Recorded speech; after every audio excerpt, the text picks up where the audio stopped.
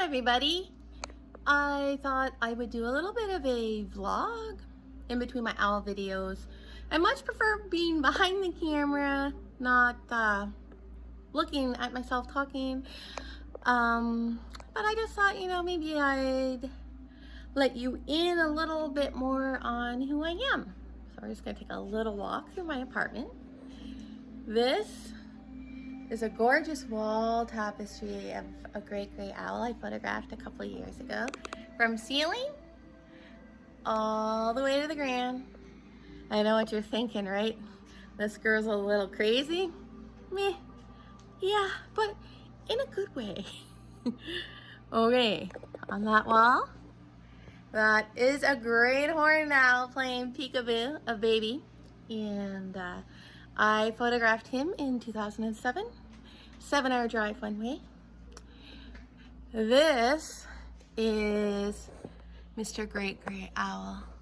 Window curtains! Ha! 2 of them. I guess you can say I got it bad. Okay, we're gonna go into some owl etiquette today and some of my favorite places to photograph owls. There's Miss Snowy. And this little darling here, hi, this is Trinity.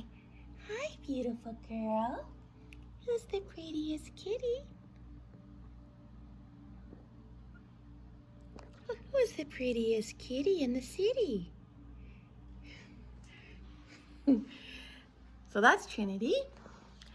And that is another floor to ceiling. Great horned owl baby. That was his first moments on the earth. I drove 8 hours a couple years ago to the States. It's a beautiful story. Oh my God. And I want to share it with you. I was so sad when the borders closed because of the pandemic, and not for like reasons everybody else is. I love Americans. Like, I love them. I have loved them before the internet. I had tons of pen pals from the USA, and owling where I live now compared to owling in the USA is a night and day difference. I mean, these people, these beautiful American people are unlike anything I've ever met in Canada. People I've never met. And within the first hour of meeting them, oh my goodness, girl, you drove 8 hours for these owls? Oh, just stay with me for the week. I'll make you coffee every morning and go help you look for the owls. What? How does that even happen, right? And then last year, I went to the same spot and I met these 2 amazing male photographers, and you can tell they've been doing it for a while. I've never met them before. They had no idea who I am. And when I'm struggling a little bit getting my tripod out of the trunk, and he just walks right on over. And he undoes my tripod for me, and he's helping me with all my stuff. And I'm like, is this for real? Because this doesn't happen where I'm from. So we got talking, and he's like, oh, you drove from Canada? I'm like, oh yeah, I do every year. They're like, it's epic. And he's like, well, I gotta show you a nest that you have to go to. I'm like, okay. And he showed me on his phone. I clutched my heart. I was like, holy crap. Like, even if the owls weren't in that nest is Nat Geo. I'm gonna put a link for that up here. You can click on that. Oh, driving 4 more additional hours there, I thought I was gonna die.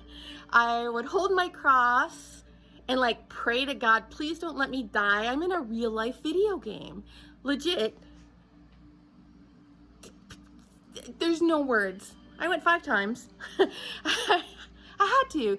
And then the one time I was there all by myself, because I believe in God, and I believe in things like the owls can feel someone's heart, mind, soul, their energy. And I don't believe in luck. It's passion, patience, perseverance, and it's knowing your subject. So like, if the neurosurgeon did a really good job removing your brain tumor, you can say, oh, that was lucky. No. He went to school. He knows. He studies.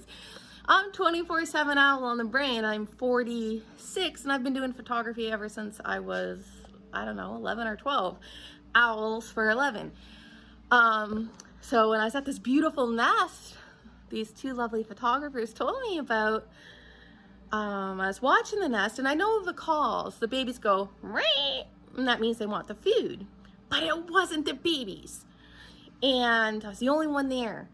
And I look, I'm like, holy crap, it's mom and dad, great horned owl together in the same tree on the limb. Of course, I couldn't get a shot of them both together because dad flew off. And I put my one camera, video camera, just record, please be in focus. And then I started taking pictures. Mom flew in with a 3-foot snake and baby ate it in 33 gulps. Holy freaking crap on a cracker, or what? Back to my American friends. So last year, he reminds me a lot of Larry David, so if he ever sees this video, he'll know who he is. I got to shoot with him several times, and he's such an inspiration, and he makes me laugh so much I cry, and he's just freaking awesome. And I showed him the footage that I took of my phone of the back of the camera of mom flying in, the baby great horned owl eating the snake in 33 gulps, and he wasn't angry. No, he wasn't angry. He was happy. He put his hands on my shoulders and he was jumping up and down. He's like, way to go, Canada. That's not Geo. Good for you. I'm like, what? You're happy for me? He's like, hell yeah, you put in all that time. I'm like, wow, like, that doesn't happen where I'm from. Everything's so competitive. The only person I'm in competition with is myself, to be better, to do better, to think better, be more proactive and you know, everything. But yeah, I really miss my American friends. Okay, another thing I wanted to talk about on our owl tour is ethics. Now, when we all start out owling, not everybody knows the right thing to do or say, how to stand, how far away, what stress signs look like in an owl. That comes with experience. That comes with aligning yourself with the right people.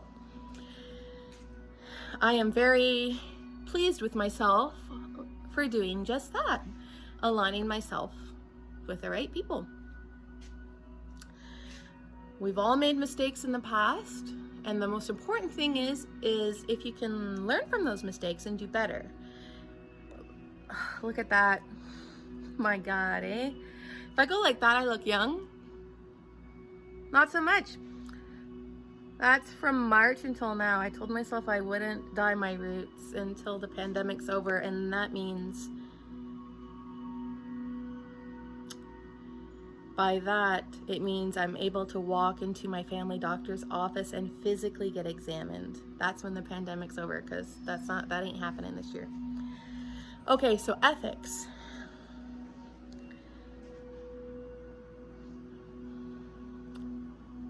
Don't use drones. Don't videotape or photograph a wild animal with a drone. No. I cannot tell you how many stories I've heard from other photographers, from naturalists, of like even ospreys leaving the nest and not coming back, of birds getting injured. You know, it's not like the owls, you know, they all went to school at the same time and the headmaster educated them on drones. The owl is an owl, although it is wise and almighty and beautiful. The owl does not know what that drone is. The sound and the fact that it's flying, it thinks it's gonna come and kill it or its babies. Don't use a drone. Okay, next thing, super important. Probably the most important one out of all, and then I'll get off my soapbox. when you find an owl and you photograph an owl or you videotape an owl, never post the location. Never. Like, ever. In fact, what I like to do personally is I will wait 1, 2, 3 months, sometimes even a year before I post, because what happens is it's a competition for some, and everyone's got to be the first to post it in all the social medias. But what you're doing by doing that is you're endangering the owls. And you're probably saying to yourself, Heather, how on earth can you endanger an owl by posting the location on social media? Well, it's super easy. What happens is people who have never seen owls before, or people who, care more about the shot than the owl, everyone gathers in large groups. Screech owl family that I love sharing you.